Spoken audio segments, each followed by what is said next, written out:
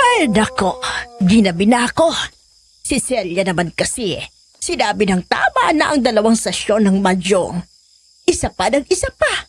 Boba naman maglaro. Di bale. Ang laki naman ang napanalunan ko sa kanya.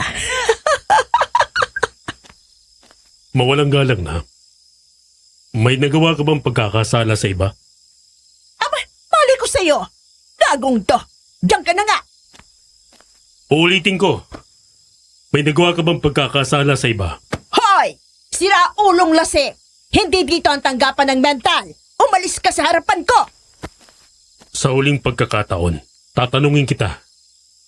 May nagawa ka bang pagkakasala sa iba? Aba talaga hindi mo ako titigilan ha? Eto sa'yo! Oras na ng paniningil.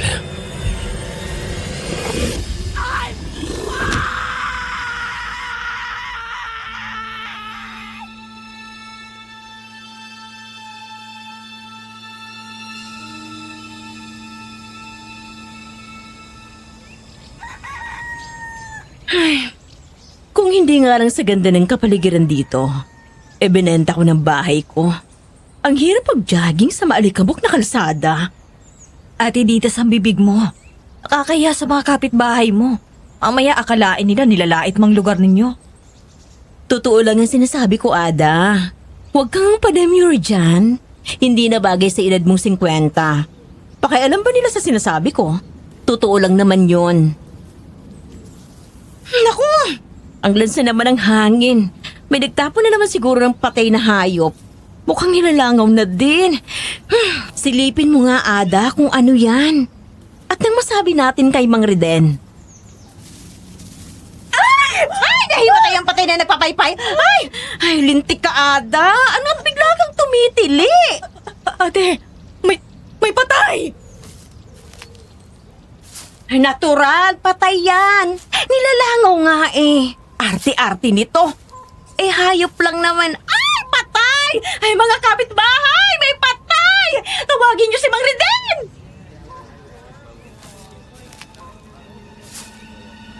Nako, may nabiktima na naman ang dinusta.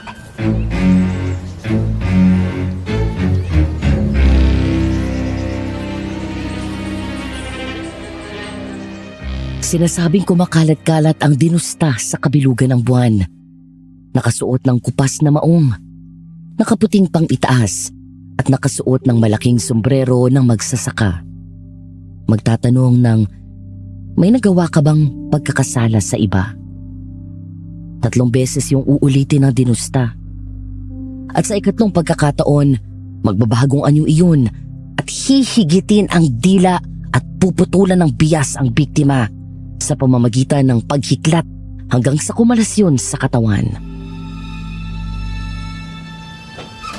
Lolo, may nakita po akong bukit ng mga flowers sa harap ng bahay. Bouquet of flowers, apo. Ang gaganda ng mga pulang rosas, ano? Opo, binili niyo po para sa birthday ni Lola? Hindi ko ito pinili. Nakuha mo nga sa may harap ng bahay, di ba? Pero tama ka, na para ito sa lola mo. Hindi nga lang para sa birthday. Araw ng kamatayan ng lola mo ngayon. Pagbati mula sa bahay namin sa Nagcarlan, Laguna. Araw ngayon ng Sabado at bukas ay Linggo na ng palaspas. Mula Makati ay bumiyahe kami pauwi ng probinsya para magbakasyon at lumayo sa ingay ng syudad. Nang makuha ng apo ko na si Tara ang bouquet ng mga rosas, naisipan kong sumulat sa inyo at ibahagi ang karanasan ng aking asawa na si Ria, na may kinalaman sa aswang noong kabataan niya. Dear Madam Venus at sa bumubuo ng Aswang Diaries, ako po si Arturo. Tawagin niyo na lang akong Art. Isa akong consultant sa isang major university sa Maynila. Nagkakilala kami ng aking asawa na si Ria sa isang chapel service na aking dinaluhan. Hindi naging madali ang aking panliligaw sa kanya. Dahil nang magkakilala kami, nangungulila pa siya sa isang tao na kanyang pinakatatangi. Pero di naglaon, natutunan din naman niya akong mahalin at bigyan ng puwang sa kanyang puso. Nagsimula ang lahat nang matanggal bilang guro ang aking asawa na si Ria.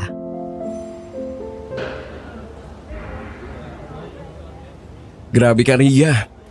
Hindi ko akalain na lalabanan mo ang principal. Nakakaawa kasi yung bata. Nag-iisa. Samantalang yung mga kalaban niya ang dami. Kitang-kita ng pinagtutulungan na siya, ayaw pang maniwala ni principal. Kasi masyado lang daw sensitive si Leo at nagbibiro lang daw sina MJ, Maven at Julina. Away bata lang naman yun. Pinabayaan mo na sana. Lilipas din ng ganon. Clinton, sa pambubuli, walang puwang ang salitang lilipas. Hanggat trip ng nambubuli, nabulihin yung biktima niya, di yung titigil.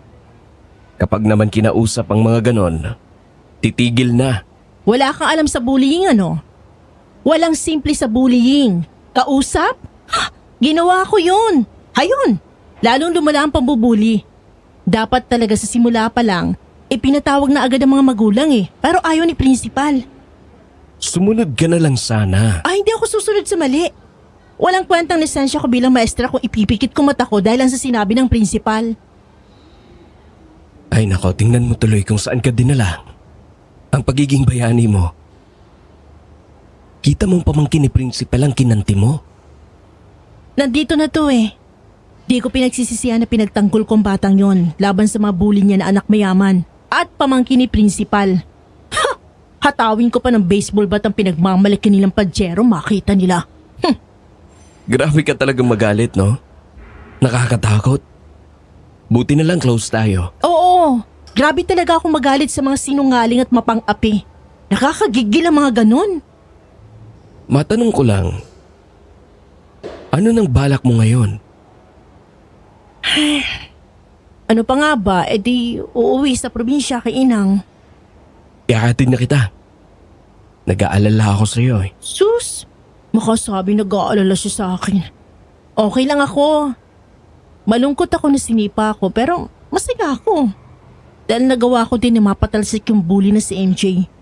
Buti na lang talaga nakinig yung district supervisor sa akin. Umayag ka na. Kesa naman mag-commute ka. Sige, tatanggapin kong alok mo. Convenient Tsaka, makakapagkwentuhan tayo habang nagbibiyahe. May iwasan na antukin ka. Naalala mo na naman ang aksidente ko. Uy, alos panawan ako ng ulirat nang makatanggap ako ng tawag sa telepono na nasa ospital ka daw dahil nasaksak ka gawa ng away sa kalsada. Ayoko nang maulit yun. Hindi na po, ma'am. Pangako. Makamam ka sa akin, hindi na ako guro. Kaya ikaw po, sir na head teacher 3 na, Oh, ano ako? manatili kang maayos na guro. Tama yung ginagawa mo. Hindi ka war freak na tulad ko. Pero wag mong kalilimutang ipagtanggol yung mga mahihinang estudyante mo. Pangako. Goods. Nangangako din ako na gagawin ko ang lahat para mapabalik ka. Hintay ka lang. Gagapangin ko. May 2 buwan naman na mahigit ang summer vacation. Salamat, pero wag na. Magugulo ka lang.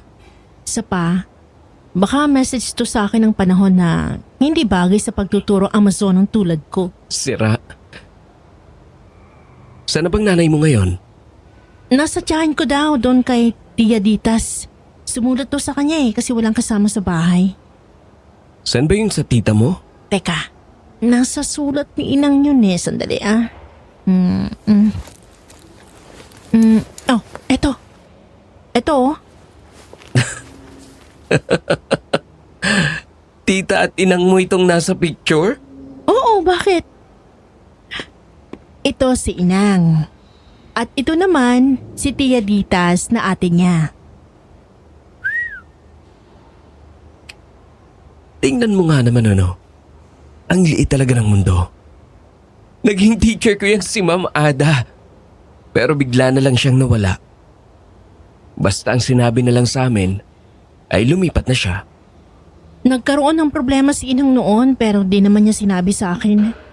Siguro dahil bata pa ako noon. Parang pinagdikit talaga tayong dalawa ng panahon. Ha? Ano sinasabi mo dyan?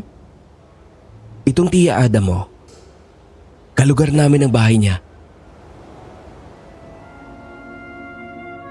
Ang mga susunod na detalye ng mga pangyayari at salaysay ay mula sa kwento ng aking asawa at sa mismong mga pahina ng diary na ipinabasa niya sa akin.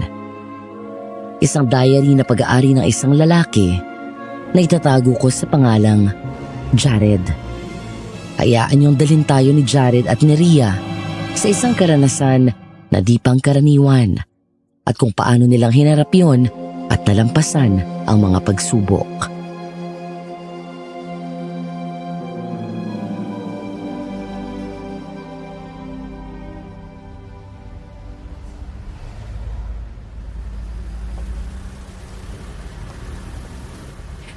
Pasensya ka na. Sige, kain muna tayo.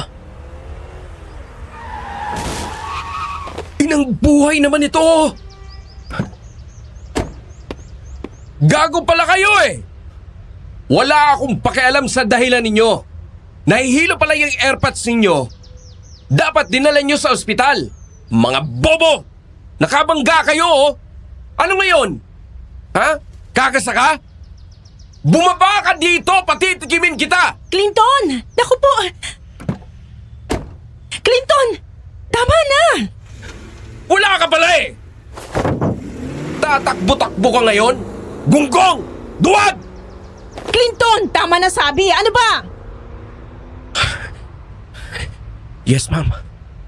Sorry na. Parang hindi ikaw yung Clinton na nakilala ko ha.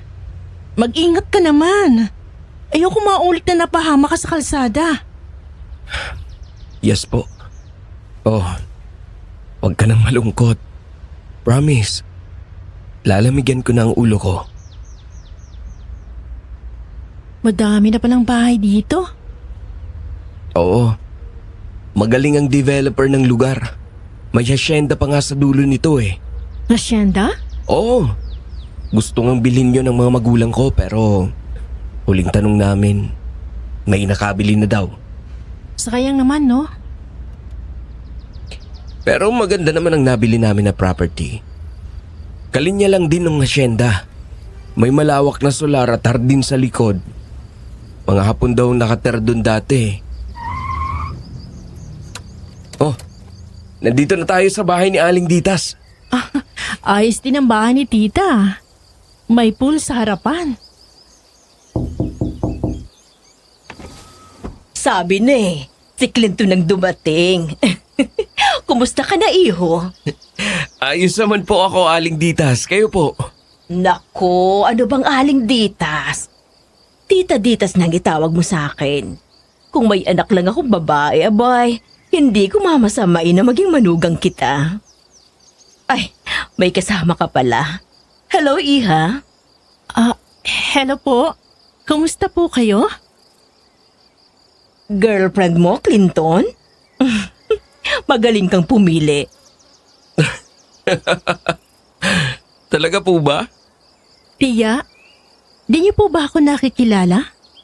Aha, nagkita na ba tayo, iha? Nakakahiya naman na hindi ko matandaan ang magandang bata na kagaya mo. Ada, tingnan mo nga itong kasama ni Clinton. Baka natatandaan mo. Ano po kasi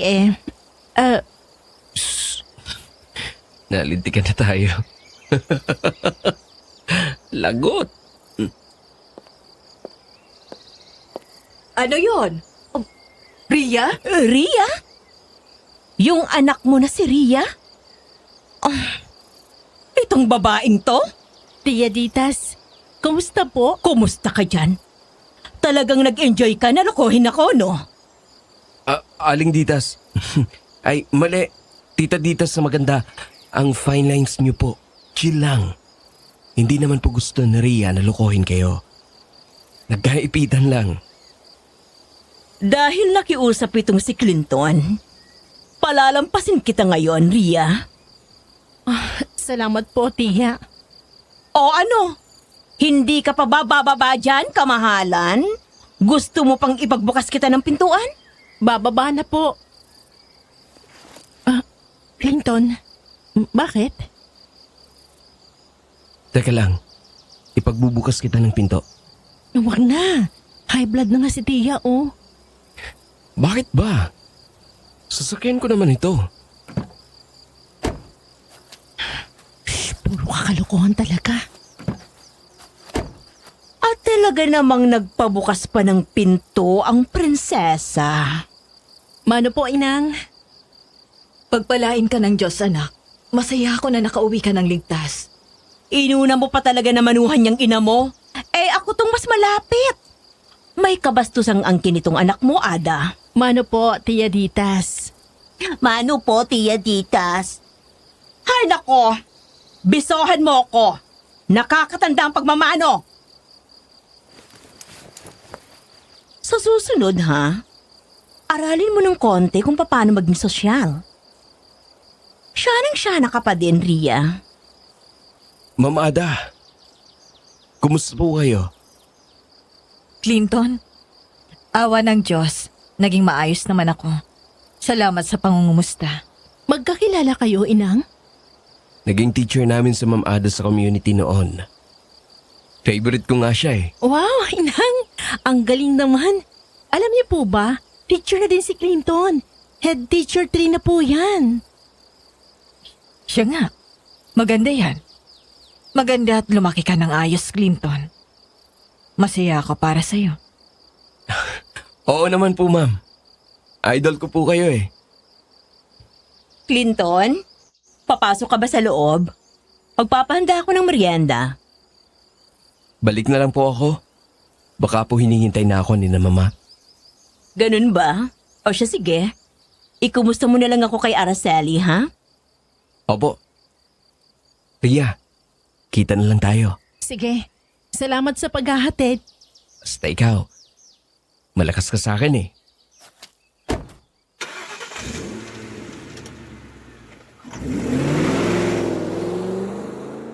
Tayo na sa bahay. Bueno. Ano at napadpad ka dito, Ria? Sabi nitong ina mo, may magandang trabaho ka daw bilang teacher. Anong nangyari? Ang totoo po kasi, Tia, naalis po ako. Ano? Hindi po kasi kami nagkasundo ng principal tungkol sa bullying. Ayaw niya pong i-address ang bullying na nangyayari dahil malalaman ng mga tao na may nangyayari ang ganun sa eskwelahan namin. At nagpakabayani ka, tulad nitong ina mo nung kabataan niya. At nilabanan mo ang prinsipal? Hindi ko po kasi matiis na magsawalang kibo na lang. Kawawa po yung bata. Ineng, sa totoong mundo, hindi masama ang maging mabuti. Pero, binabaril sa monumento ang mga bayani. Anong balak mo ngayon? Buti itong ina mo, pensyonada na. Eh ikaw, ilang taon ka na nga ba? 30 po. Bata ka pa. Sayang ang panahon. Maghahanap po ako ng trabaho. Good luck sa'yo. Nandito ka na rin lang. Maaari kang dito na muna tumuli sa akin para may makasama din kami ng ina mo. Salamat po, Tia.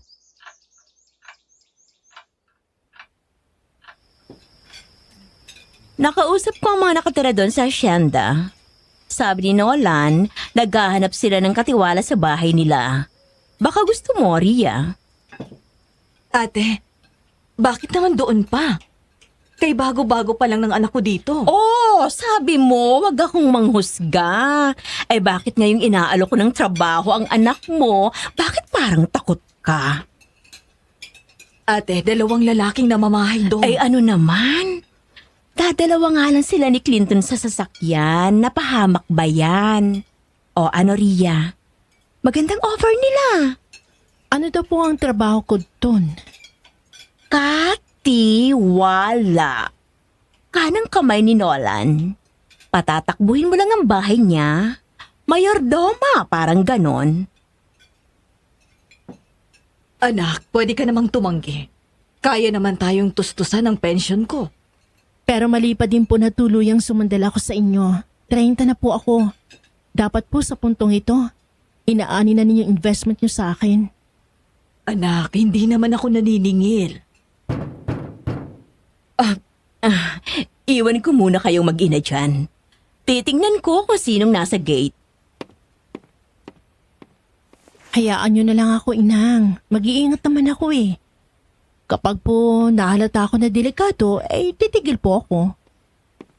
Ada, nandito si Mang Riden. May sasabihin daw. Magandang gabi sa iyo, Ada. May bisita pala kayo. Pamangkin ko yan, anak ni Ada. Dito muna siya sa amin. O baka maging permanente ding residente, hindi ko pa alam. Ganun ba? Magandang gabi sa iyo, Iha. Ako si Mang Reden. Pansamantalang tumitingin sa mga bagay-bagay dito. Ako po si Ria. Hindi ko na patatagalin ang pakay ko ditas. Nagbabahay-bahay ako para magpaalala na maging maingat ang lahat. Hindi pa din namin natutukoy kung sino ang may gawa sa karumaldumal na sinapit noong si Petra. Hindi ako natutuwa sa nangyari kay Aling Petra. Pero, dapat lang sa kanya yun.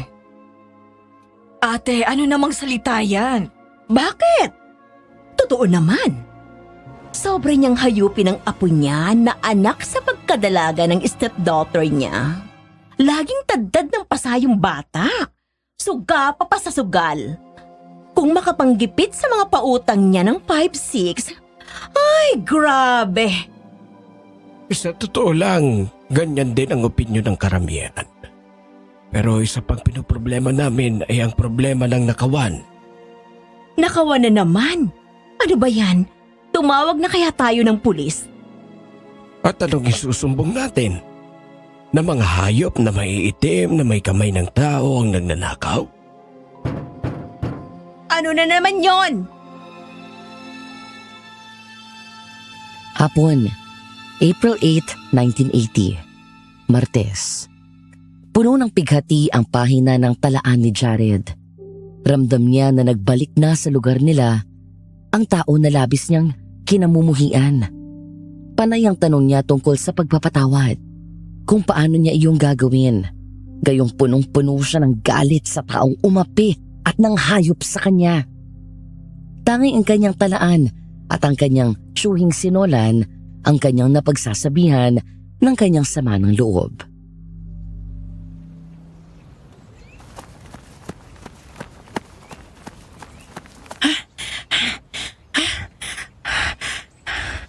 Hala, saan ako nakarating? Ito ba yung hasyenda? Ang laki naman. Ay! Ano yun? Parang gusto nang wasakin ang bahay Anong? Kalabaw ba yun? Oh, kawawa naman ang mga gamit. Bukas pa tong gate na to. Bukas nga. Miss, may kailangan ka ba? Ay, naku, sorry po. Ano po kasi may hayop po yata nakatuloy dun sa malaking bahay. Sa tingin ko po ay kalabaw. Sa bahay namin? Bahay niyo po pala ito? Hayun na naman. Baka nakatakas lang ang aso namin. Malaki po ba na itim ang aso niyo? Akala ko po kasi may kalabaw eh. Oo, matipunong kalabaw. Ako, baka maubos pong gamit niyo. May tao naman doon. Yata?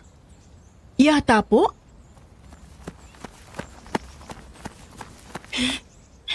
Sir Nolan, sorry po.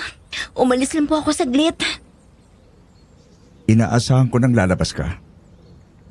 Naibalita sa akin ni Litas na nagbalik ang kababata mo galing Maynila. Opo. Nangumusta lang ako saglit. Ang laki na po ng ipinagbago niya. Nakakatuwa naman. Matured na siya at hindi na pilyo. Pasensya na po, sir. Tito Nola na lang. Hindi mo kailangan na maging masyadong formal. Pero huwag ka nang uulit. Kailangan kita dito sa bahay. Opo, hindi na po. Pasok na po ako sa loob. Sino ka nga pala? Parang ngayon lang kita nakita dito. Ako po si Ria.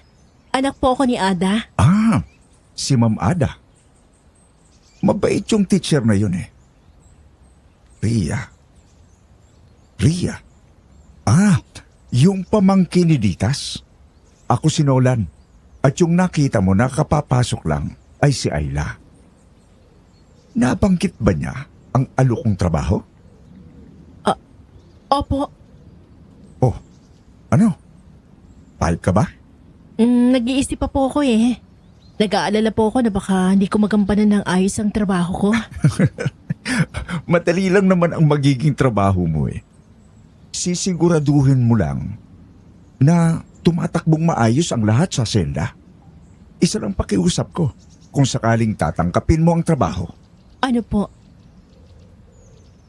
Huwag kang magpapaabot ng gabi sa senda. Lalo at walang buwan. Bakit naman po? Abay, mahirap maglakad. Wala pa tayong poste ng ilaw dito. Kakabitan pa lang. April 9, 1980. Gabi ng Miyerkules. Takot si Jared. Dinig niya ang pagbigay ng babala ni Mang Reden tungkol sa aswang. Mga babala na layuan ng hasyenda na nasa dulo ng kabahayan. At ang babaeng maganda na may maamong mukha na nakita niya mula sa bintana ng kanyang silid ay hindi na bumalik. Jared, maglalabas ka? Anong balak mo? Ugatan ka dito sa loob ng silid mo? Para saan pa? Wala din naman po naghahanap sa akin. Bakit pa tayo bumalik dito kung ganon? Para saan pang therapy mo kung hindi mo susundin ang mga payo sa'yo? Tito Nolan, tingnan niyo nga ako. Normal ba akong tao? Hindi, di ba? Isa akong halimaw. Ang nakikita ko sa'yo ay ang nanay mo. At ang kuya ko. Wala akong nakikita ang halimaw. Ang tanging nasa harapan ko ay ang pamangking ko na si Jared. Sa ngayon, wala. Pero sa muling pagbilog ng buwan, maghahanap na naman ako ng makasalanan. Nang nang-aapi ng mahihina. Pero hindi ko maparusahan ang hayop na gumago sa akin. Nung mga bata pa kami. Darating din ang panahon niya, Jared. Pero sa ngayon, mabuhay ka ng normal. Paano pa? Narinig niyo naman ang sinabi ni Ayla, di ba? Nagbago na siya. Nagbago ng hayop. Hayop! Jared, hindi ba't mas mabuti na yon? Wala nang masasaktan. Alam ko po. Alam ko. Pero galit na galit ako. Gusto ko pong makaganti. Bakit siya lang ang masaya? Bakit ako lang naiwan na ganito?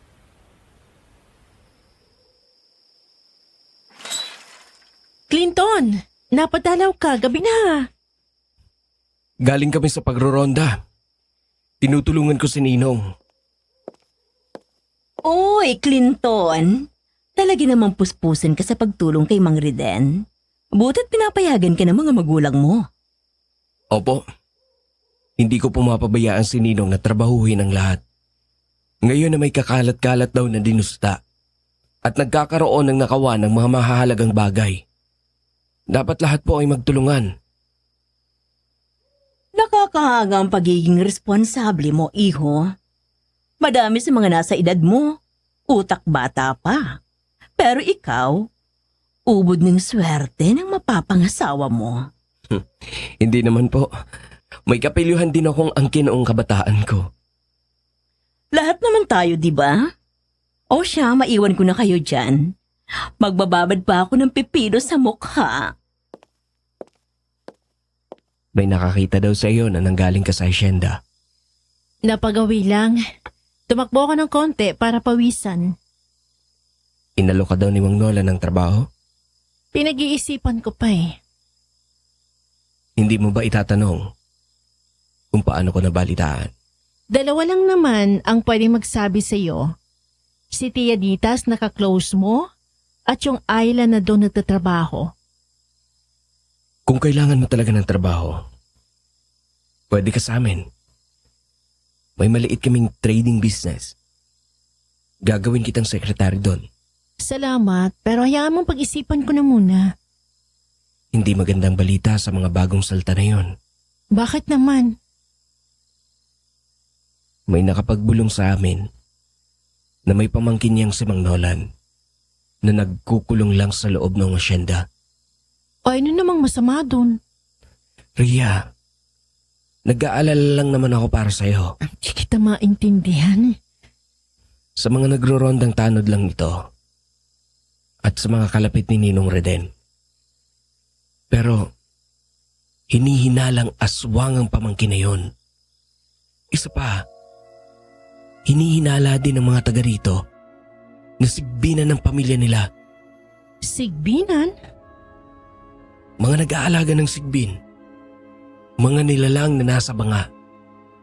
Pinapakain ng uling at inuutusan na magnakaw. Ah, ganon? Parang kalokohan lang naman yan.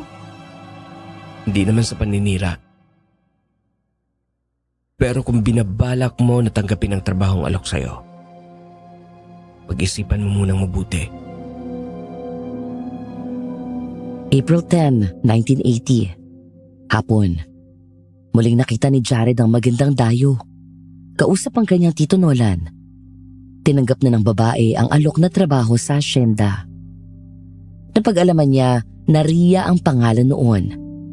Inasahan ni Jared na kagaya lang si Ria ni Ayla. Ngunit nagkamali siya. Basta pamalaan mo lang itong lugar. Ano man ang makita mo, marinig o mapansin mo na labas sa trabaho mo. Pabayaan mo. Paano pong labas sa trabaho ko? Halimbawa, makarinig ka ng ingay sa kwarto. Ano mang ingay na marinig mo, pwede mong hindi pansinin. Hindi mo yung problema. Pwede ko hindi pansinin, pero hindi po bawal? Gusto ko ang ugali mo, Iya. Oo, hindi bawal pero Pero po, ano mang malaman mo o makita mo, responsibilidad mo na ilihim. Mali. Ang ibig kong sabihin, bawal mong ipagkalat. hindi naman po ako chismosa. Pero ang nasa paligid, oo, Hindi po ako dumadaldal ng walang mabigat na dahilan. At kung sakaling meron man, tinitimbang ko pa din ang sitwasyon kung dapat ko bang gawin ang isang bagay o hindi. sana nga. At sana kapag nasa isang mahirap na sitwasyon ka na, sana maalala mo ang mga sinabi mo.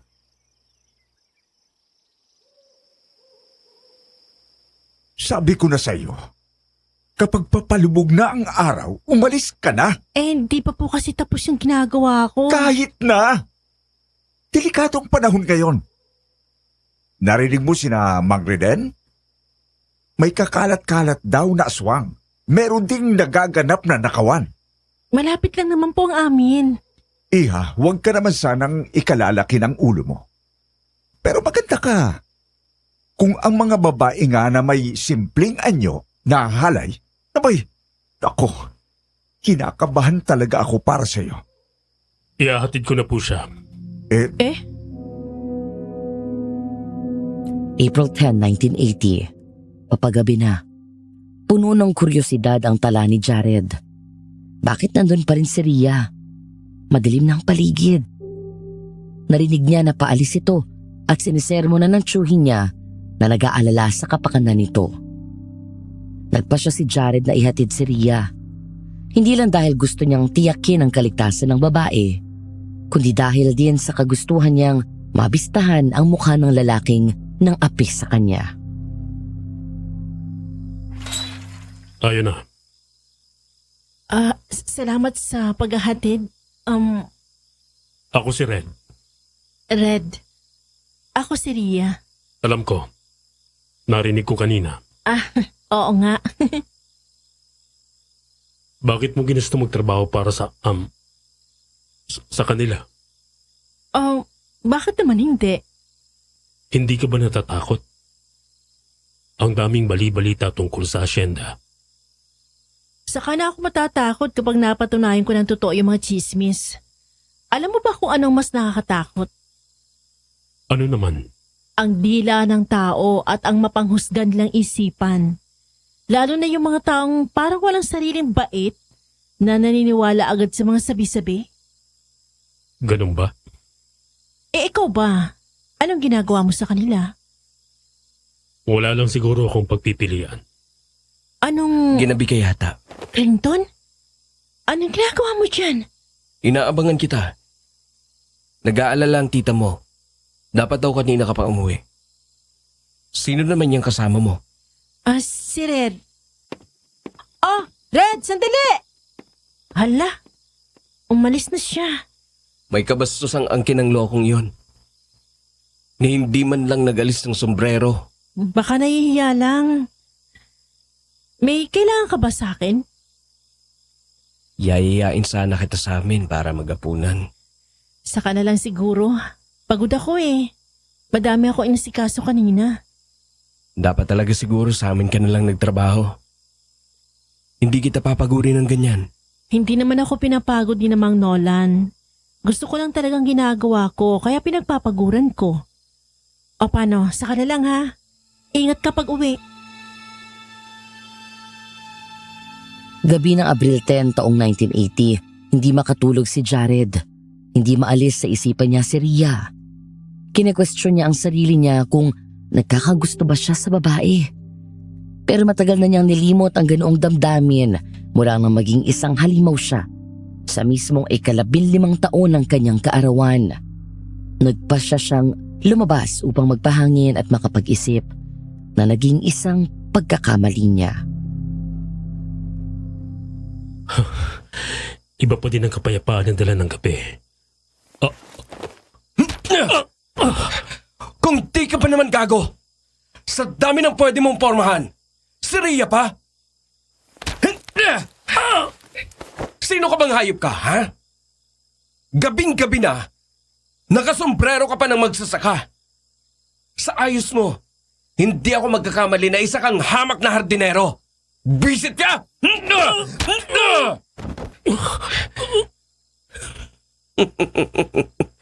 Tama yan. Mamaluktot ka. Matakot ka sa akin. Tandaan mong pangalan ko, hardinero. Ako si Clinton. Akin si Ria. Makita pa kita na lalapit-lapit sa kanya, papatayin kita! Hayop ka. Hayop ka, Clinton. Hindi ka pa din nagbabago. Hayop. Hayop. Hayop. Bakit ba hindi ka pa sunduin ni Satanas? Angatin ninyo! Makita natin ang lintik na pagmumukha ng gago. May hitsura palang gunggong. Kaya malakas ang loob? Isa. Anong sinabi mo? Sabi ko, matapang ka lang dahil may mga kasama ka. Pero hindi mo kayang lumabang mag-isa. Gago! Hetong sayo! Talagang magsasama ako. Ano ko? Bano? Nasusugod sa laban ng walang backup? Kung may kutsilyo ka. Ngayong natitigan kita, alam mo may kamukha ka. Di ba?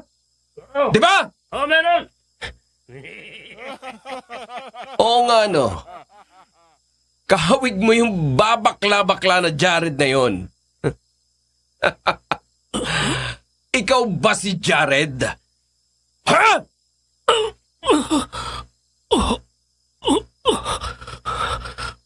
Wala to. Kapareho lang nung si Jared bading. Ang tanging pinagkaiba nila, maganda lang pangangatawan nito. Pero banban. Pwe! Oo. Gagong yun eh. Bakla. Sukat higitin ang dila nung si Greg. Bobo si Greg eh. Nagpahagip. Kaya ikaw, Red daw ang pangalan mo, sabi ni Rhea. Ayan! Bagay na sa'yo ang pangalan mo. Pinapula na kita. Tandaan mo, ha? Akin si Rhea. Kapag nakita pa kita na kasama niya, gagawin kitang pataba sa lupa!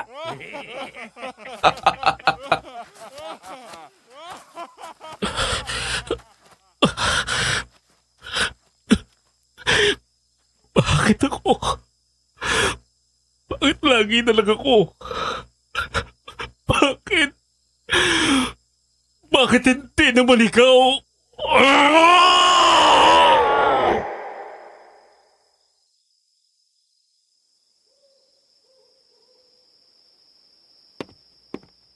Sinong nandyan? Shit. Bakit ang aga ng babae ito? Inutusan ba siya ni Tito Nolan na pumunta ng maaga? Galaw, Jared. Makikita ka. Galaw.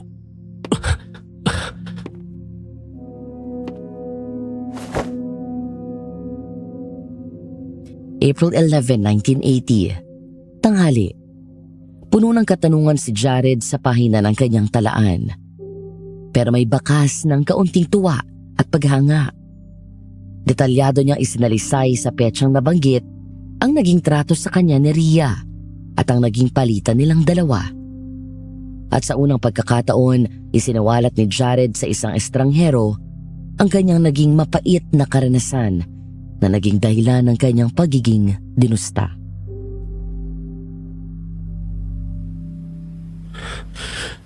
Patay na. Isusumbong niya ako sa mga tao. Isang tili lang niya. Malalaman na ng lahat kung ano ko. Patawad, Tito Nolan. Mawawalang saysay po ang lahat ng ginawa niyong pagpapagod para sa akin.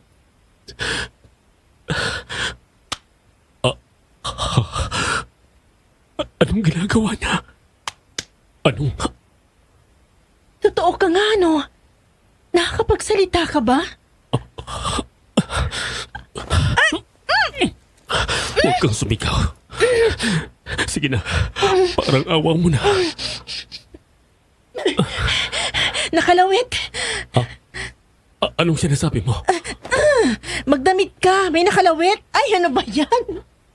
Naku, sorry. Aray. Teka, diyan ka lang. Kukuha lang ako ng damit at mga gamot.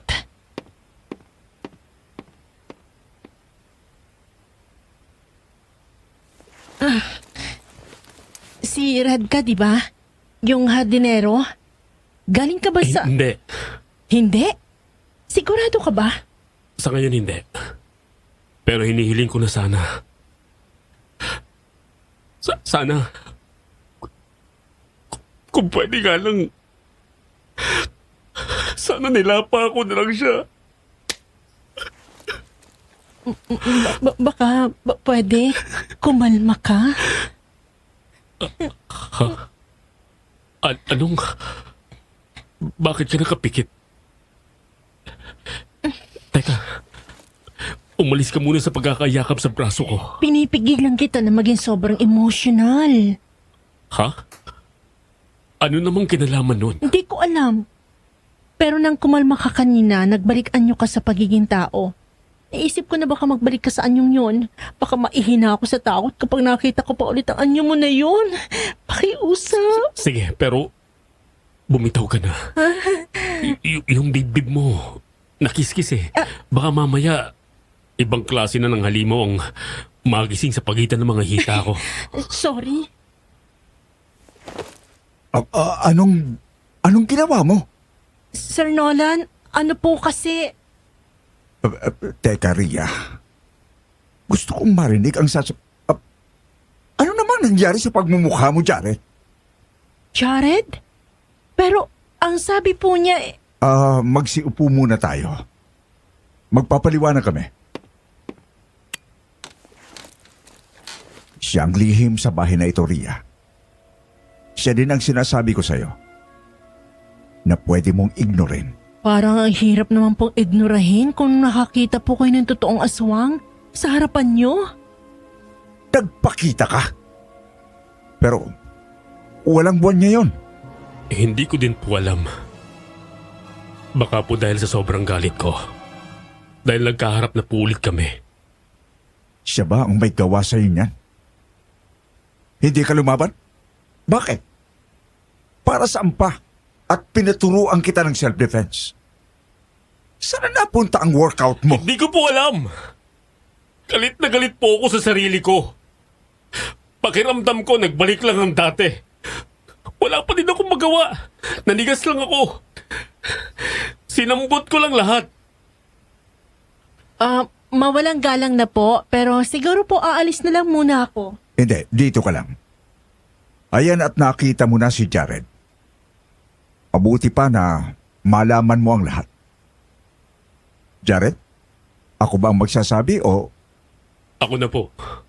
Ria, bago ako magsimula, gusto kong ipaalam na ang ikwento ko sa'yo ay tungkol sa pagkatao ng kaibigan mo na Clinton na hindi mo alam. Si Clinton? Mauunawaan ko kung ayaw mong makinig. Pwede ka nang umalis. Hindi. Gusto kong marinig. Ayoko magtunog na ninira. Nasa akin na yon kung maniniwala ako o hindi.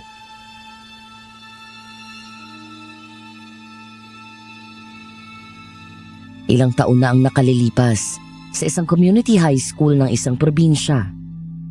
May isang estudyante ang nabubuli ng anak ng isang dayong mayamang mag-asawa. Nasa simula pa lang ay nagpasiklab na sa pagreregalo sa mga guro. Ang naturang estudyante na nabubuli ay lokal sa probinsya at nag-iisang anak ng mayaman ngunit tahimik na pamilya. Walang nakakaalam ng nangyayari hanggang sa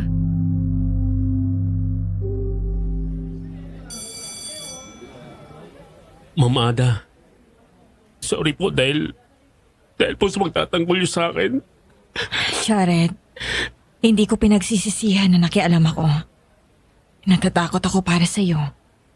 Baka dahil sa pambubuli nila sa'yo, makahulagpos ka. At kung anong magawa mo. Sayang ka. Masisira ang kinabukasan mo. Pero napahamak po kayo. Naalis po kayo sa trabaho nang dahil sa pagkampi niyo sa akin. Jared, Anong ginagawa mo dito? Jared, pasensya na.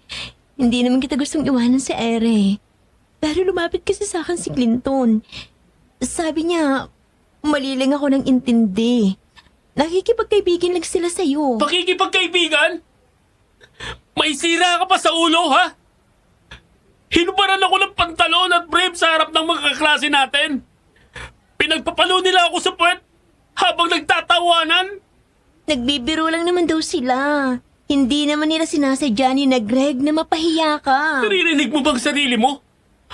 Kung ikaw ang uparan ng kapwa mo babae, sa harap ng ibang tao, masasabi mo pa ba yan? Nag-sorry naman na sila kanina sa'yo, di ba? Hindi ba pwede na... Ay lang, mabuti pa umalis ka na sa harapan ko.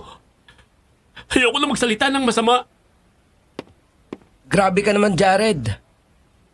Parang hindi kayo magkaibigan ni Aylan yan. Kita mo, oh. Umiiyak na siya. Hayop ka! Layuan mo ako! Ano pa bang gusto mo, ha? Tigilan mo na ako, utang na loob! Jared, alam ko napasobrang biro namin. Pero, baka naman pwede na magsimula tayo Lumayo ulit. ka sabi! Nasusuka ako sa'yo! Ang iba manuloko mo ng bait-baitan mo, pero hindi ako! Alam kong likaw ng bituka mo at ng mga barkada mo! Mga hayop kayo! Clinton, umalis ka na lang. Hayaan mong kumalma na muna si Jared. Alam mo pala eh. Eh di alam mo din na hindi ito matatapos dito. Lagot ka. Hayop! Jared, wag! Gusto lang niyang mapahamak ka. Sige lang, Jared. Ituloy mo. Ituloy mo habang nakatingin ang principal at guidance counselor. Wala ka palang Sinisigurado ko na meron siya. At sigurado na mas malaki ang sayo. Hindi kayo Pero yun na lang ang malaki sa'yo. Ewan ko lang sa pagkalalaki mo. Baka singliit lang din ang kokote mo. Kaya dinadaan mo na lang sa pangahayop ng kapwa mo. Lintik kang gaga ka. Ganyan ba dapat ang teacher? Hindi na ako teacher dito. O nalimutan mo na? Hindi ba't sinigurado yun ng mga magulang mo? Bakit? Nainsulto ka? Lakad! Magsumbong ka sa mga magulang mo. Wala na akong ikatatakot. Sakto. Nakatingin sila dito, oh. May araw ka rin sa akin, Jared. Mag-iingat ka. Makakapanakit ka ng kahit na sino. Makakalusot ka sa bawat kasalanan mo. Pero hanggang dyan ka na lang. Kawawa ka naman.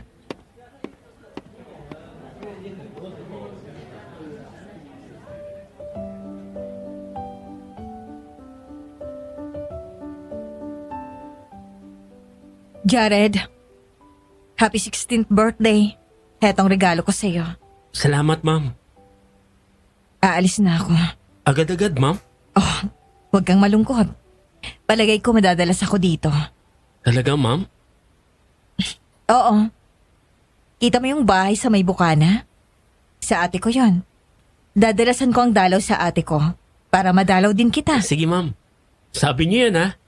Pero sa ngayon, hayaan niyo na ihatid ko na muna kayo sa may sakayan. Bawal tumanggi. Happy birthday to me! 16 ka na, Jared! Sabi ni Lola, kapag daw nag-16, magagandang bagay ang naghihintay. Uy! Si Jared. Masaya ha? Hindi mo ako inimbita sa birthday mo? May maganda pa naman akong regalo sa'yo. Siguro sa susunod na taon. Padaan na lang ako, Clinton. Uuwi na ako.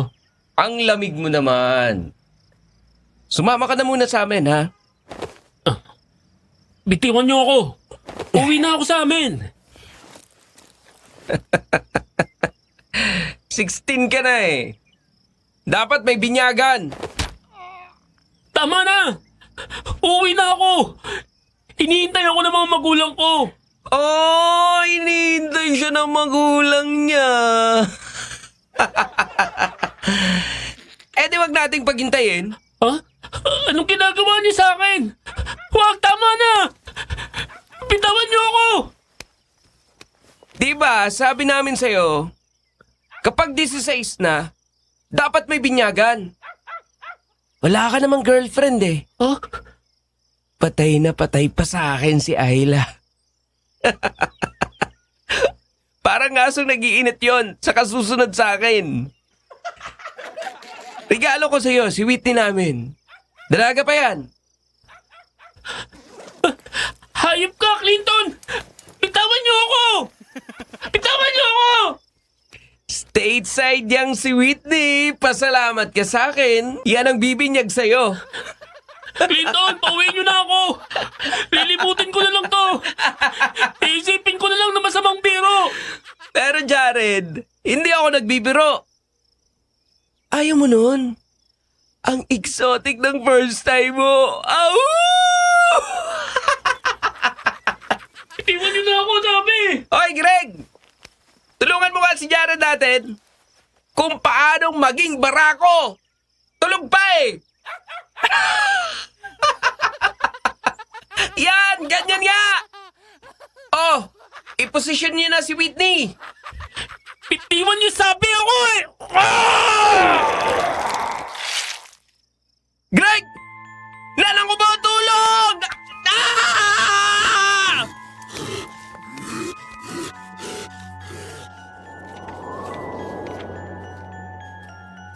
Ma? Pa? Anong nangyari sa akin? Bakit? Bakit po ako? Ha? Ah!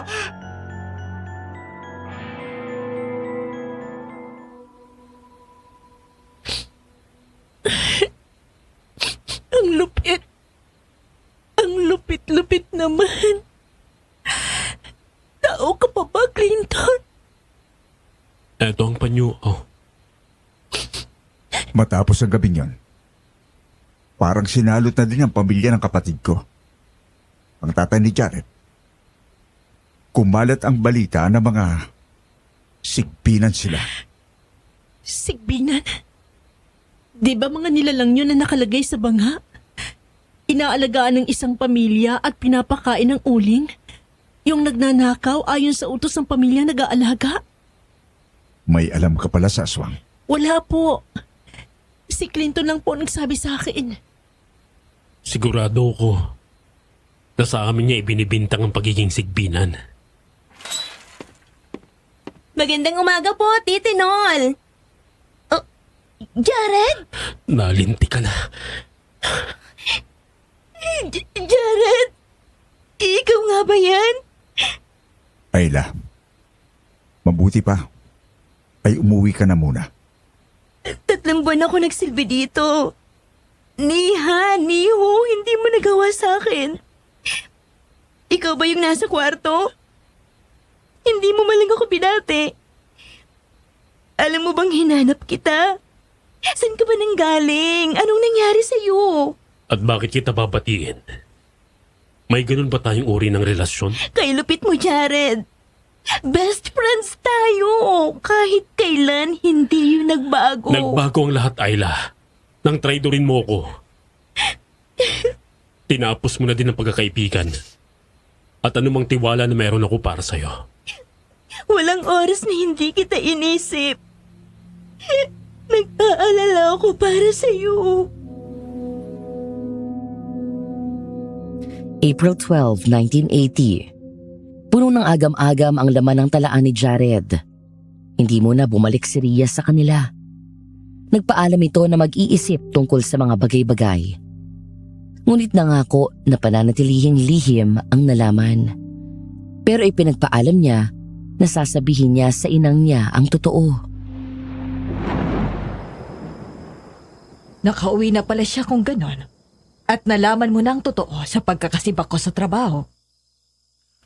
Opo. Ang pinoproblema lang po ni Sir Nolan ngayon ay kung tutupad si Ayla sa pangako niya na ililihim na munang nalaman niya. Bulag ang bata na yon sa pag-ibig. Nakakaawa siya, anak. Pag-ibig pa ba na matatawag yun, inang? Obsession na yun. Lalo't hindi niya pinapansin ang maling gawain ng lalaki. Hoy! Kayong magnanay, dito muna kayo ha. Nagkayayaan ng ilang kababaihan na magmadyong sa bahay ni Araceli. Pupunta ako. Sigurado ka ba? Mukhang uulan. Kanina pa nagkukulog. Ay nako, walang ulan ang makakaawat sa amin. Diyan na kayo.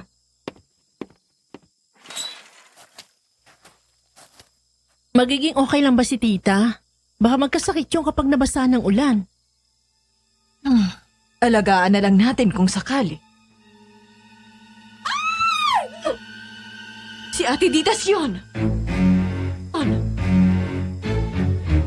Isang katawan ang muling nakita ng gabing yun sa isang bakanting lote na puno ng talahib. Ang dahilan kung bakit tumili si Ditas ay dahil nakakita siya ng mata sa daanan o mas tamang sabihin na naapakan niya yun. Nang makuha ang katawan, wakwak yun mula lalamunan hanggang sa pusod. Wala nang atay at puso at kapansin-pansin na may bahid yun ng uling sa braso, binti at mukha. Pakiramdam ko, nakatitig pa na sa akin ang mata na yun.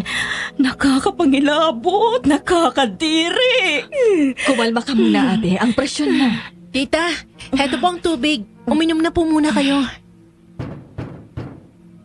Ako na pong titingin. Ingat ka, anak. Sino yan?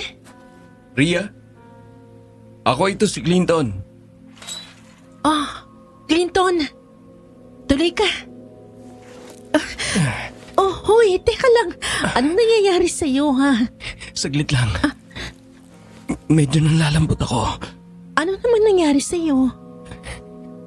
Nasa gitna kami nagpagroronda nang marinig namin ang tili. Akala ko talaga ikaw yun. Dahil malapit lang sa bahay ni Aling Ditas ang pinanggalingan ng tili. Clinton, Kung alam mo lang, kung ano-ano nang tumakbo sa isipan ko. Buti na lang ayos ka. mabuti pa tumuloy ka na muna. Ipaghahanda kita ng maiinom para kumalma ka. Sige, mabuti pa nga.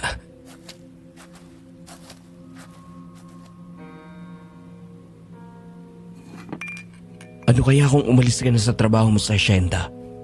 Bakit naman? Sa dumadaming kaso ng gulo rito, binabalak namin na pasukin na ang asyenda at questionin ang mga nakatara doon kasamang mga tauhan nila. Baka madamay ka. April 13 to 19, 1980. Isang lihim ang hindi sinasadyang nalaman ni Rhea at isinawalat niya yon sa magtiyuhin. Puno ng pag-aalala para kay Rhea ang laman ng diary ni Jared sa nakatala na petsa. Hiniling ni Jared na tigilan na ni Rhea ang pag-alam sa mga pangyayari dahil sapat na sa kanya na nalaman niya ang totoo. Ngunit naniniwala si Rhea na uulit pa ang may sala kung hindi dadalain. Good morning, Rhea. Clinton, good morning din sa'yo. Aga mo ah. Maaga kasing nagising si na mama. Paluwas sila para sa trading business namin. Siya nga pala, nabalitaan ko na umalis ka daw sa trabaho mo sa asyenda. Buti naman at sinunod mong payo ko. Ang totoo niyan, Clinton, humihila ako ng pahinga. Ha? Eh bakit hindi ka patuloy nagpaalam? Kilala mo naman ako, di ba? Alam kong concern ka sa akin. Pero ayoko na magdesisyon ng dahilan sa mga sabi-sabi. Rhea, sa syudad, maaaring walang basihan ang ilang alingas-ngas. Pero sa ganitong kaliit na lugar, kapag nagkaroon ng usap-usapan, may basihan yon. Salamat sa pag-aalala mo. Pero gusto ko wala akong panghihinayang o pagdadalawang isip kapag gumawa ko ng desisyon. Sige, okay na. Naintindihan ko na. Pero baka naman, pwedeng paunlakan mo ko sa tanghalian? Medyo namimiss ko na din kasi nasabay tayong kumain. Oo nga, no? Lagi pala tayong sabay kumain sa school canteen noon. Sakto, nagpaluto ako ng morcon. Paborito mo yun, di ba? Ay, Clinton, kung alam mo ng paborito ko yon, alam mo na din na alam ko kung gaano katagal ihanda ang putahe na yon. Sinadya mo na ipaluto dahil umaasa ka na papayag ako. Hindi ba? Respeto sa naghirap sa morcon. At saka dahil na-miss ko ng kasabay kang kumain, sige, pupunta ako. Yun! Salamat naman. Yayain na din natin si Mama Ada. Aalis ako. May iniutos sa akin si Ate Ditas. Ma'am, nandyan po pala kayo.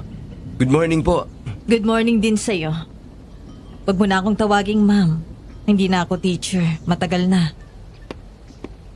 Clinton, nandyan ka pala, iho. Oh, good morning po, Tita Ditas. Nagyayaya ng tanghalian si Clinton. Doon sa kanila. Baka gusto mong sumama. Sayang naman. Naka-schedule na ako sa salon ngayon. Eh baka magalit ang parlorista. Ganun po ba? Oh, sige, next time na lang po. Ikain mo na lang kami. Rhea, huwag mo namang tanggihan itong si Clinton. Pumayag na po siya. Aba, mabuti naman at hindi na nagpakipot. Sige po, babalik na po muna ako sa bahay. Rhea, mamaya na lang. Susunduin kita. Hindi kita maintindihan, Rhea. Pia? Nakasama mo sa trabaho yung si Clinton. Pero hindi mo man lang pinatos. Kaibigan ko lang po siya. Ay nako, gaga ka. Package deal na yan, oh. Gwapo, mayaman, mabait, responsable. Mature din. Ano pang inaayaw mo? Diyan ka na nga. Ay, kinukonsumi mo ko.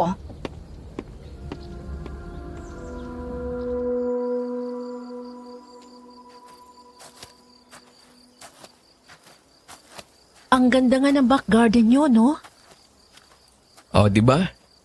kung pumayag ka na sa amin magtrabaho at maging secretary ko, secretary, araw-araw mo makikita ang garden na yan. Talaga inilisot mo yan no? Baka lang naman. Clinton, minsan nung bagong kakilala pa lang kita, nabanggit mo sa akin na may pagkapilyo ka. Nung estudyante ka pa lang. Oo. Medyo. Pero, bakit bigla mong naitanong? May nagawa ka bang pagkakasala sa iba?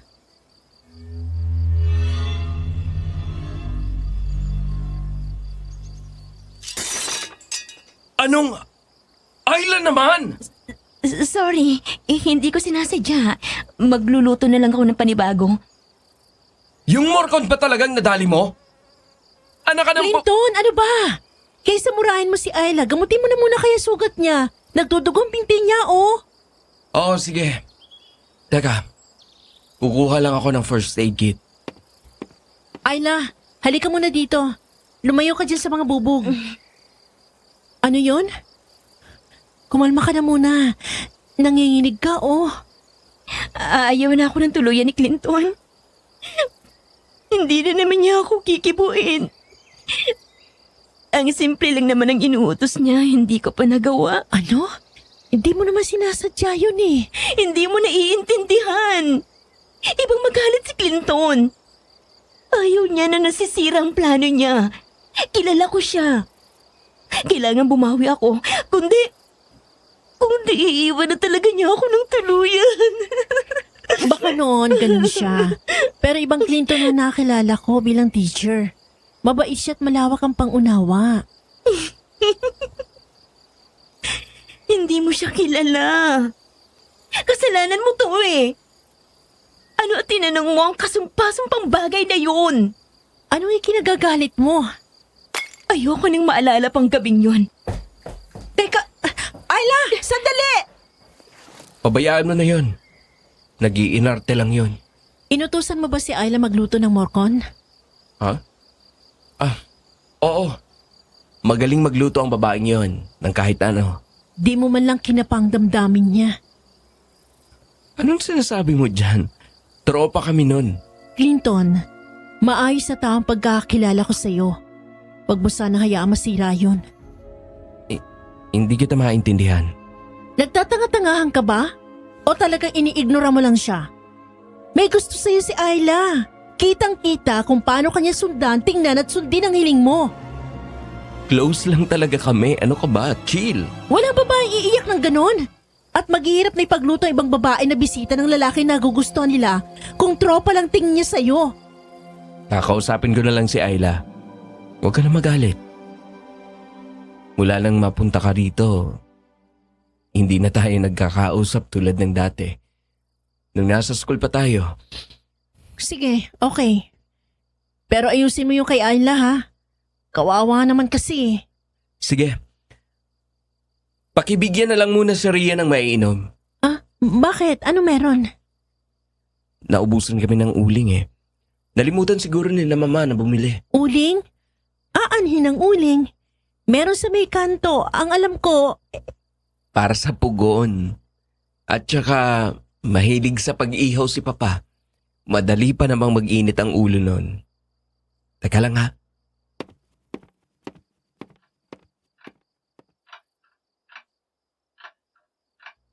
natatagalan si Clinton ha. Excuse me, saan ang CR nyo? Ah, ganun ba? Sige, salamat. Laki din ang bahay na to ah. Halos kasing laki nung kina Jared. Ah, ano yun? Ah, naku po!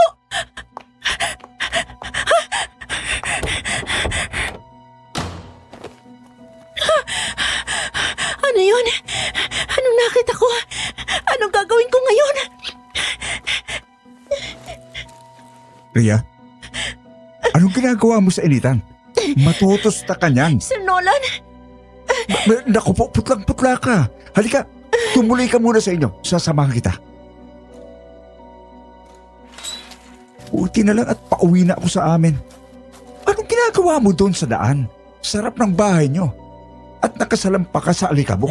Mang Nolan, mukhang alam ko na po kung sinong may pakana ng pagbibintang na sigbina ng mga magulang ni Jared.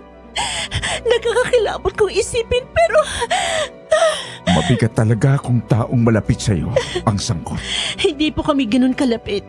Pero nalulungkot po ako sa nasayang na tiwala.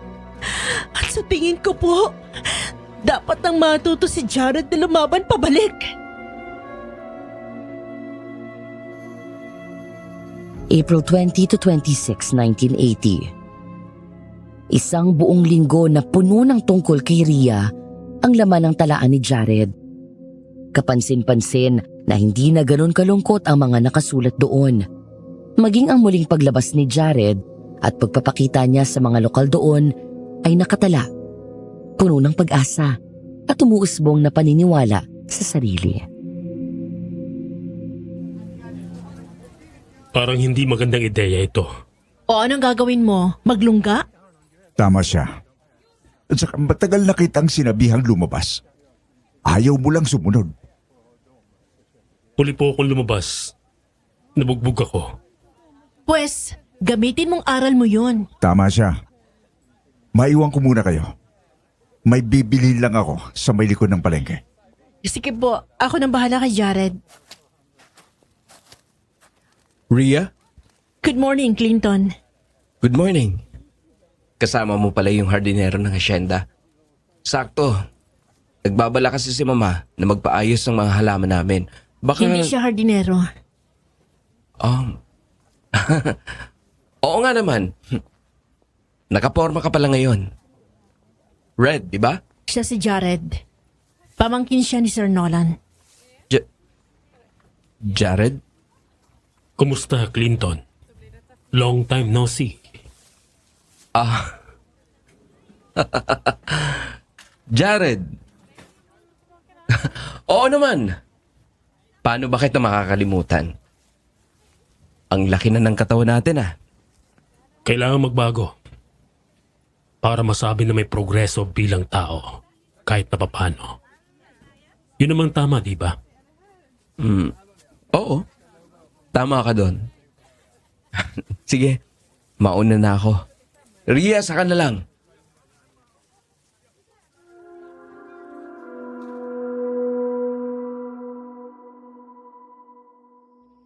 Inilabas mo pala si Jared. Kumusta naman? Ayos lang ba siya? Opo. Kung nakita niyo lang inang ang mata ni Clinton, grabe. Parang kakasya pong palanggana sa laki. Anak, nag-aalala ako para sa'yo. Ano kaya kung pabayaan mo na lang ang pamilya ni Jared? Ang umayos ng problema nila. Bakit naman po, inang? Kilala ko sina Clinton. Ibang klase ang pamilya ng mga yon. Kaya nilang magmukhang mabait habang gumagawa ng kahayupan. Lalo na si Clinton. Mahihiya ang hunyango sa pagbabalat kayo ng isang yon. Hindi habang buhay makakalusot siya, inang. Hindi na siya bata para patuloy na magtago sa saya ng mga magulang niya. Basta't anak, mag-iingat ka. Mag-iingat po ako. Itahimik mo yung bunganga mo kung alam mo kung anong makakabuti sa'yo. Boses ni Clinton yon. Dito tayo, inang. Anak, masamang nakikinig sa usapan ng iba. Anong gusto mong gawin ko, Clinton? Magsinungaling na naman? Ang laki ng naging pagkakasala ko kay Jared noon. Pinili kita. Nanunumbat ka ba, ha? Hindi. Pero alam ko, mali ang hinihiling mo sa akin. Totoong isang aswang si Jared. Pero hindi totoong siya ang pumatay kay Aling Petra. Nakita kita nung gabing yun. Ikaw ang pumaslang kay Aling Petra. Linti ka! Manahimik ka nga! Ang sasabihin mo kay Ninong ay kung anong sinabi ko sa'yo na sabihin mo. Sa hasyenda! Sa dulo! Pumunta ang nakita mong nilalang na pumaslang kay Aling Petra! Ayoko! Tama na! Hindi ko na kaya! Hanggang kailan mo pa ako gaganituhin? Kahit ang mga ninong at ninang ko, ipinahama ko ng sundin ko kayo ng magulang mo. Sabi niyo sigbinan sila. Dahil yun ang totoo! Hindi! Dahil alam ko ang totoo. Nakita ko na sa bahay ninyo nang galing ang maiitim na mga nilalang na yon. Pero nakausapin ka ni Mang Reden. Ang sinabi mo pinaalagaan ng mga yon sa inyo ng magulang ni Jared. Ipapahamak mo ba ako, Ayla? Matitiis mo ba ako? Clinton, hindi pa naman huli ang lahat eh. Kung aamin ka ngayon, maaayos ang lahat. Alam kong tutulungan ka ni Mang Reden. Ninong mo siya eh. Anong maayos? May sira na bang bungo mo? Nakita mo ba kung anong ginawa ng mga taga dito sa pamilya ni Jared? Oo. Pero sa tingin ko, mapapatawad naman kayo ng mga taga dito. Magandang relasyon niyo sa mga tao at magaling kayong makisama. Kumpara sa mga magulang ni Jared na nakakulong lang sa bahay. Sabihin na natin na ganun nga. Pero hindi si Rhea. Si Rhea? Yung dayo na bitbit mo noong magbalik ka? Ano naman kung hindi kanya mapatawad? Isa lang naman siya. Nandito naman ako para sa iyo. Si Rhea lang ang mahalaga sa akin. Katumbas ang buong mundo si Rhea at ang opinion niya sa akin. Magalit na ang lahat sa akin, wag lang siya. Ang lupit mo, Clinton. Ang lupit-lupit mo. Alam mong matagal na kitang mahal. Nagpapasalamat ako sa pagmamahal mo. Palagi kang may puwang dito sa puso ko, tandaan mo yan. Kaya naman, sige na. Tulungan mo naman ako, ha? Last na to. Pangako. Pero nakakaawa si Jared. Papatayin siya ng mga taga dito. Pangako. Hindi ko siya pababayaan na masaktan. At saka, para na din sa kapakanan niya ito. Gusto mo bang si Rhea pa ang magpahamak sa kanya? Ano? Hindi mapagpatawad na tao si Rhea. Matindi ang paniniwala niya sa tama at mali. Kaya ako nga siya hinangaan dahil doon. Sa tingin mo ba, makakaligtas si Jared kapag nalaman ni Rhea ang totoo? Pero mukha namang mapagkakatiwalaan si Rhea. Maniwala ka sa akin. Concerned ako para kay Jared. Mas mabuti nang mapalayas na lang siya rito. Kagaya dati. Kesa mapahamak pa siya. Hindi ko alam. Nalilito ako. Mahal mo ako, di ba? Pakinggan mo lang ang bulong ng puso mo. Malalaman mo ang kasagutan. Hayaan mo munang pag-isipan ko ito, Clinton. Naniniwala ako makikita mo na tama ako. Hayop ka, Clinton. Napakahayop mo. Anak, kumalma ka. Kalmado ako, Inang. Masakit lang po ang loob ko. Sari-saring emosyon ang nararamdaman ko ngayon. Pero malinaw ang isipan ko. Hindi pwede ipagpatuloy pa ni Clinton ang kawalang hiya niya. Panahon na para matutunan niyang ibig sabihin ng pagiging matanda. Lumipas ang 1 linggo. Ang Abril ay naging Mayo at wala nang natagpo ang katawan. Ngunit talamak ang nakawan na hindi maiparating sa ikanaukulan. Patuloy ang pagdami ng kaso ng nakakita ng itim na nilalang na siyang may kagagawan sa nakawan sa mga bahay na pawang mga antigong alahas at mamahaling bagay ang kinukuha. Hanggang sa sumapit ang isang gabi na bahay ng tiyahin ni Rhea ang nabiktima ng pagnanakaw.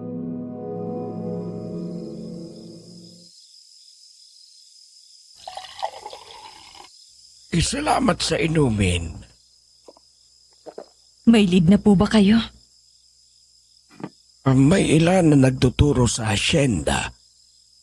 Kahit ang aking inaanak na kaibigan ni Jared ay nalulungkot. Hindi siya makapaniwala. Mang Reden, kayo po bang personal na kumukuha ng mga datos? Kinakatulong ko si Clinton. Ang sipag nga ng bata na yun eh.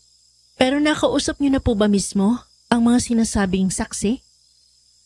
Naiintindihan kong agam-agam mo, Rhea. Hindi na din naman iba si Jared sa'yo, hindi ba? Kalat na nga dito sa atin na malapit kayo ni Jared sa isa't isa. Pero Iya, hindi mo lubusang kilala ang bata na yon. At kilala niyo po silang dalawa? Oo, mula pagkabata. Dayo lang sina Clinton dito. Pero nakasundo nila agad ang mga taga dito. Mabait na bata yung si Clinton. May pagkamabiro. Kaya minsan napag-iisipan ng masama. Pero marunong humingi ng paumanhin. Mang Reden, Anong nangyayari? Impacto! Demonyo! Maligno! Bitawan mo ang mga alas ko! Hayop! Yung nilalang, ang bahay ko naman ang tinali! Ayun! Abulin ninyo!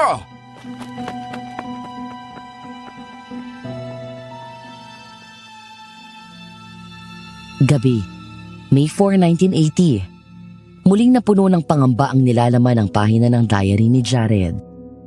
Naipon ang mga tao sa harap ng hasyenda nila. Ang boses ni Clinton at ni Mang Reden ang nangingibabaw. Hinihiling na mahalughog ang bahay nila. Ngunit nandoon din si Rhea. Nakikipagtalo para sa kapakanan ni Jared. Nang gabing yon, nakita ng lahat ang totoong pagkatao ni Clinton. Nolan, hayaan mo na lang kaming makapasok at mahalughog ang asyenda. Kapatawad na lang tayo, Mang Reden. Kung puro sabi-sabi lang ang dahilan ng panggugulo ninyo, hindi ko kayo mapapayagan sa nais ninyo. Mga saksi na po ang nagsabi. Maging si Ayla po ay may nakita din. Matagal nga po niyang itinago dahil sa pagkakaibigan namin ni Jared. Umasa po kami na magbabago siya. tama ka na sa kasinungalingan mo, Clinton. Rhea? Hindi ako nagsisinungaling. May di lang tayo pagkakaintindihan sa bagay na ito. Habang pwede pang ikaw ang magsabi, sabihin mo ng totoo.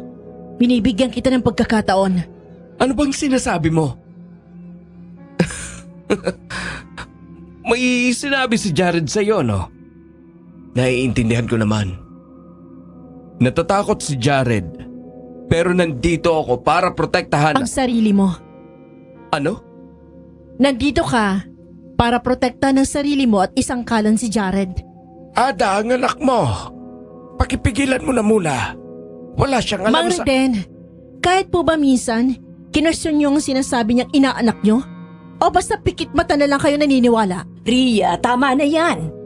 Taong labas ka. Wala kang alam. At kayo, Tia Ditas, minsan ba, sinubukan niyong alamin ang totoo sa mga kwento na narinig niyo? Hindi, di ba? At anong totoo kung ganon? Ang kumparit kumarin niyo ang mga sigbinan. Rhea, kanino mo naman narinig yan? Kung sino man Sa yan? akin, Clinton. Ikaw? Anong ginawa mo? Mang Reden, patawarin niyo po ako. Nagsinungaling ako. Ay, Diyos ko. Patatawarin. Anong ginawa mo, Ayla? Sir Nolan, ipinahama ko po mga magulang ni Jared noon. Naniwala po kasi ako sa mga sinabi ni Clinton eh. Clinton, anong ginawa mo? Bakit? Hayop kang baliw kang babae ka! Clinton, umamin ka na. Huwag ka nang gumawa ng mali. Ay! Aswang! Ate! Ay, naku po! Clinton! Oh! Panginoon ko! Anong nilalang yon? Habulin niyo si Clinton! Tumatakas siya! Ay sa tanda ko na ito. Ngayon lang ako nakakita ng isang aktwal na dinusta. Ulo ng kalabaw, matang nagbabaga sa galit na ubod ng pula. At katawang kaiinggitan ni Adonis na may 6 na kamay. Mang Reden, tibayan niyo pong loob niyo. Kailangan po kayo ng mga tao. May karapatan pa ba ako bigyan ng respeto? Oh Diyos ko, walang kapatawaran ang nagawa ko sa magulang ni Jared at kay Jared na din mismo. Isa kang hangal, Redentor! Hangal!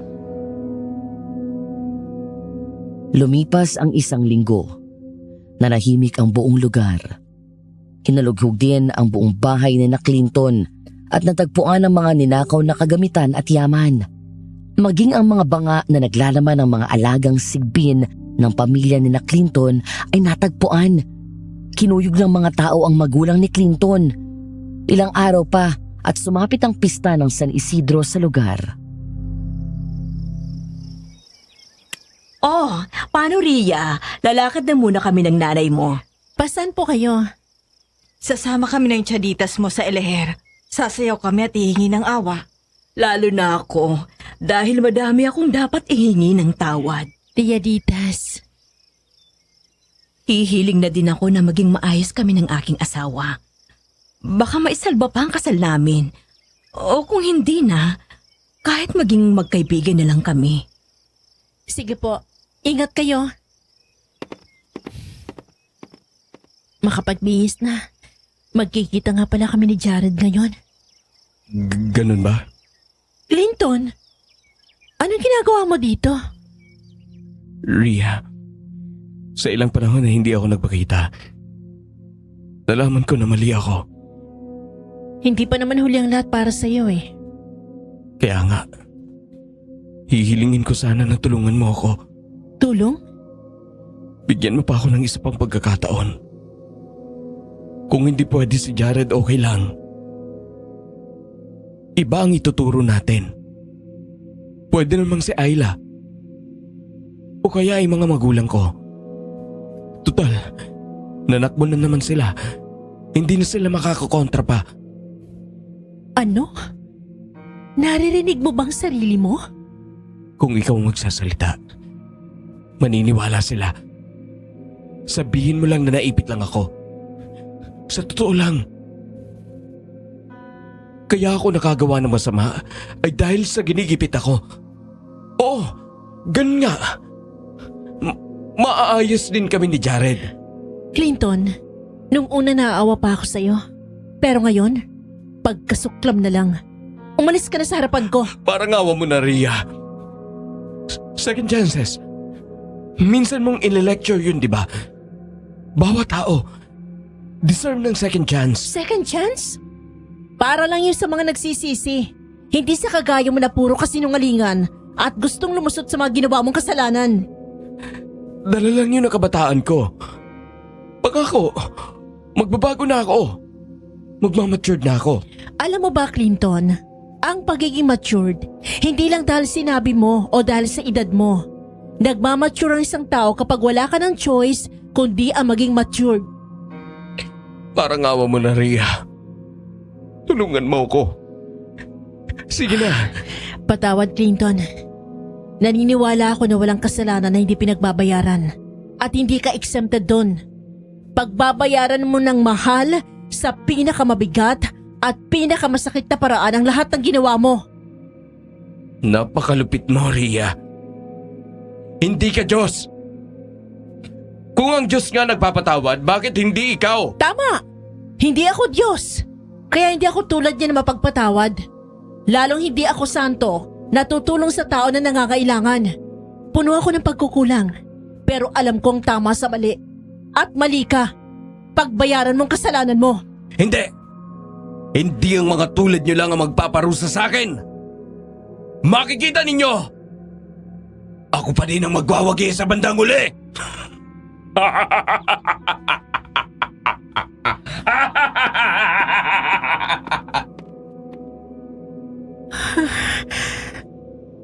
Ano bang nangyari sa iyo, Clinton? Bakit mo hinayaan na maging ganitong sitwasyon? Bakit?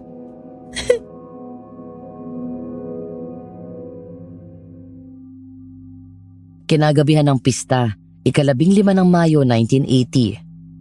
Normal ang nakatala sa diary ni Jared, pero puno yun ng saya. Inamin din ni Jared na may nararamdaman siya para kay Ria. Nang matapos na ang selebrasyon, sabay-sabay na umuwi ang pamilya ni Ria at Jared. Ngunit hindi natapos ang araw na yon ng payapa. Patuloy pa din sila sa fireworks. Damihan niyo ba naman ang donasyon sa paputo? Pero masyadong madilim dito. Dapat talaga, madali na ang pagpapatayo ng poste ng ilaw dito. Tama ka dyan, Nolan. Ano ba namang baho nun? Nakakasuka! Aling Ditas. Takbo! Aswang! Dianitas! Inang!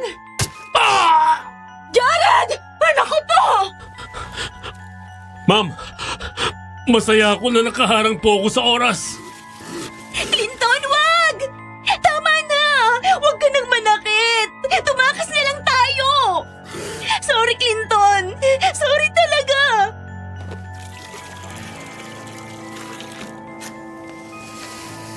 Ayla! Ano gagawin mo? Ang dapat ay noon ko pa ginawa! Ayla! Ay, Diyos ko po! Sa ganitong paraan, magkasama pa din tayong dalawa. Anong ginagawa mo, Ayla? Nagbalik ka na sa Clinton na kilala ko. Kita ko na ulit ang maamo mong mukha.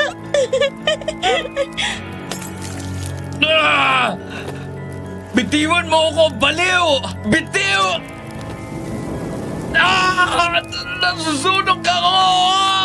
Tulong! Tulungan niyo ako! Ria!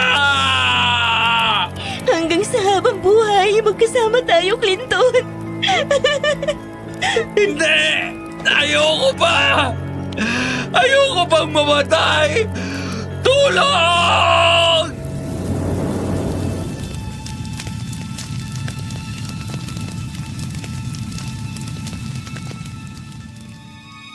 Natusta si Clinton at Ayla na magkahugpong dahil hindi bumitaw si Ayla sa pagkakayakap niya kay Clinton. Nang gabing yon, umalis muli si Jared kasama ang kanyang tiyuhin upang magpakalayo-layo na. Tanging ang diary niya ang iniwan niya na may nakasulat na, "Habang buhay kitang mamahalin, Ria. Maraming salamat sa lahat." At ilang tagubilin at mga salitang sa tingin ko ay hindi na nararapat pang isalaysay sa sulat kong ito. Anak, gising ka na ba? Opo. Ay, ang ganda naman ng mga bulaklak. Sino may bigay sa inyo, Nay? Iniwan sa pintuan, anak. Jared. Yan ang kabuuan ng salaysay ng aking asawa at ang laman ng diary ni Jared. Abril 13 taong 2001, iniwan na ako ni Ria. Saglit lang ang aming ipinagsama. 15 taon lang. Pero binigyan niya ako ng 5 anak. At sa 15 taon na pagsasama, naging tapat siya sa akin at ganoon din naman ako sa kanya. Taon-taon sa mahalagang okasyon, nakakatanggap siya ng bulaklak kahit noong pumanaw na siya. Lola, may flowers kami. May nagpapabigay daw, sabi ni Lolo. Ria, nagpadala ulit siya ng mga bulaklak. Kagaya pa din ng dati. Ganun pa din kagaganda ang mga pulang rosas. Nagselos ba ako sa nagpapadala ng mga rosas? Oo naman. Pero ni minsan hindi namin yon pinag-awayan. Hindi din nagkulang si Ria sa akin na iparamdam kung gaano ako kahalaga sa kanya. Nang ikwento yon sa akin ni Ria, hindi ako makapaniwala. Pero ang diary na ipinabasa niya sa akin na nasa aking pag-aari pa rin sa mga oras na ito ay isang patunay na nangyari nga ang lahat ng yun. Sa panahon na uso ang bullying, hiling ko na sana maging mapagmatsyag ang mga guro. Maging patas sana kayo. Dahil hindi biro ang bullying. Pinipilatan nito hindi lang ang pisikal, ngunit maging ang mental at emosyonal na aspeto ng isang tao. At sa mga nangaapi, iwasan sana natin maging Clinton, MJ, Maven at Jolina. Baka mamaya, makatagpo kayo ng isang Jared o makagawa kayo ng isang Dinusta. Hanggang dito na lang po, Art.